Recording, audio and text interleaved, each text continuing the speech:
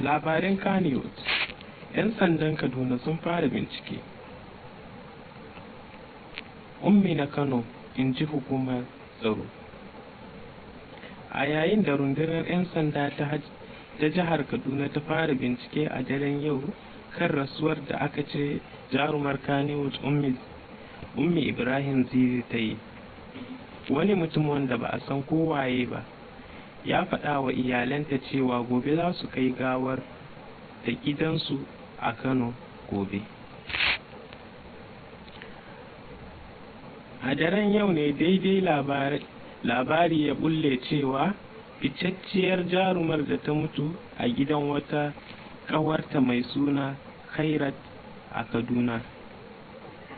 An gano sako an wallafa a shafin Zizi na Instagram da sunan jarumar wai ta rasu a unguwar Sarki.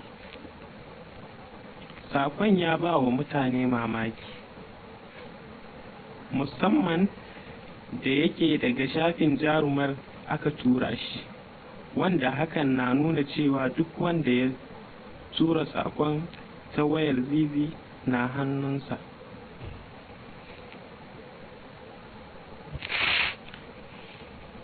Binciken da mujallar fim ta yi a daren nan ya gano cewa wani wanda ake kira sunansa Speto Khalid ya faɗa wa iyalan jarumar cewa wai kama Khairat da mijinta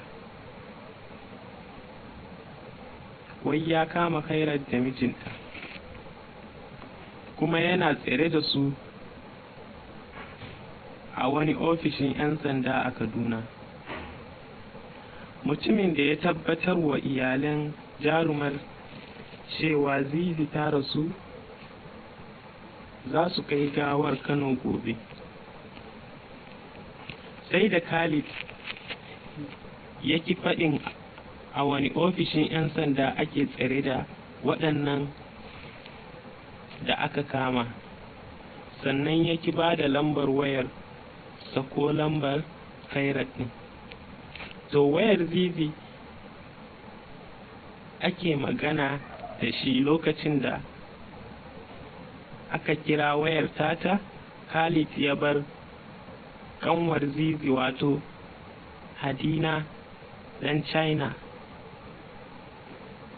da sauran danginta cikin zulumi da damuwa, ransu cike da tambayoyi.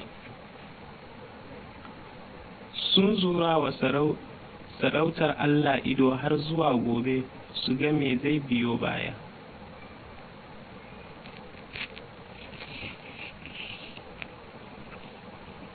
Ƙarshen labarin namu na yau. Kada ku manta ku danna mana subscribe, kana kuma ku danna alamar ƙararrawa ta yadda da zarar mun sake sabbin bidiyo za ku gani ba tare da ɓata lokaci ba. Mun gode da kallon tashar mu. Ku ci gaba da subscribing MTN Nigeria News TV. Mun gode. Thanks for watching our videos. Don't forget to subscribe to our YouTube channel for more videos.